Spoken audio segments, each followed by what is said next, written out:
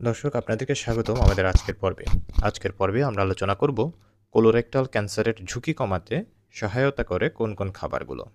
তো কোলোরেক্টাল ক্যান্সারের খাবার-দাবার নিয়ে আলোচনার পূর্বে আমরা প্রথমে আলোচনা করে নিই কোলোরেক্টাল ক্যান্সারটি কী জিনিস? কোলোরেক্টাল ক্যান্সার হলো আমাদের বৃহদান্ত্র বা কোলন এবং রেকটাম বা মলদ্বার থেকে উদ্ভূত ক্যান্সার সেগুলোকে বলা হচ্ছে কোলোরেক্টাল ক্যান্সার। তো কোলোরেক্টাল ক্যান্সার নিয়ে যে দুশ্চিন্তার বিষয় সেটি হলো গ্লোবালি এবং বাংলাদেশে এই কোলোরেক্টাল ক্যান্সারের প্রকোপ ধীরে ধীরে বাড়ছে। এটির কারণ হিসেবে বোঝা যাচ্ছে মূলত জীবনযাত্রার পরিবর্তন কিংবা অস্বাস্থ্যকর খাদ্যাভ্যাসের কারণে কোলোরেক্টাল ক্যান্সারের প্রকোপ বাড়ছে। তো সাধারণত বেশি বয়সী জনগোষ্ঠী যাদের বয়স ৫০ বা তদূর্ধ্ব তাদের ক্ষেত্রে এটি বেশি দেখা যাচ্ছে এবং এটির প্রতিরোধ ও নিয়ন্ত্রণে চিকিৎসকরা নানা ধরনের পদ্ধতির কথা বলে থাকেন।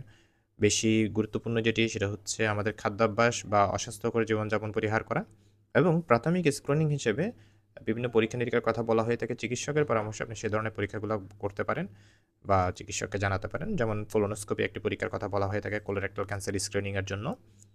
তাহলে আমরা আমাদের মূল আলোচনা সেটি হলো কোন ধরনের খাবার কোলোরেক্টাল ক্যান্সারের ঝুঁকি কমায়?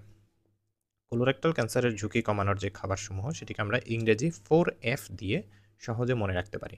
প্রথম F দিয়ে আমরা মনে রাখব ফাইবার, ২ নাম্বার F দিয়ে আমরা মনে রাখব ফ্রুটস, ৩ নাম্বার F দিয়ে আমরা মনে রাখব ফলিক অ্যাসিড, ৪ নাম্বার F দিয়ে আমরা মনে রাখব ফ্যাটি অ্যাসিড। ফ্যাটি অ্যাসিড কিন্তু সকল ফ্যাটি অ্যাসিড নয়, ওমেগা 3 ফ্যাটি অ্যাসিডের কথা স্পেসিফিক্যালি আমরা মনে রাখব।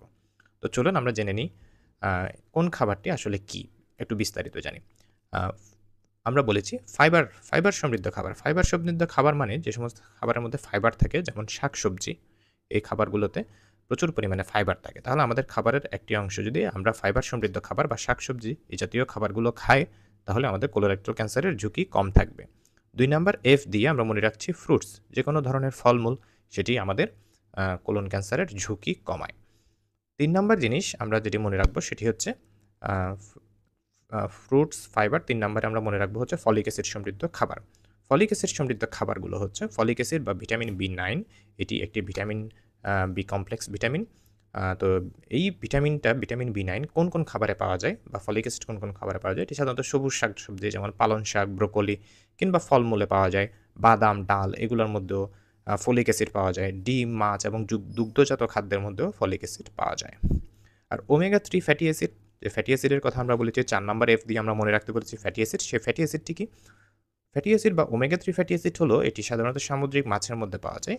এটির বেশ কিছু প্রোটেক্টিভ ফ্যাক্টর রয়েছে। এটি কোলন ক্যান্সারের ঝুঁকি কমাতে সহায়তা করে। একই সাথে এই ওমেগা 3 ফ্যাটি অ্যাসিড আমাদের রক্তে খারাপ কোলেস্টেরলের মাত্রা কমায় এবং ভালো কোলেস্টেরলের মাত্রা বাড়ায়।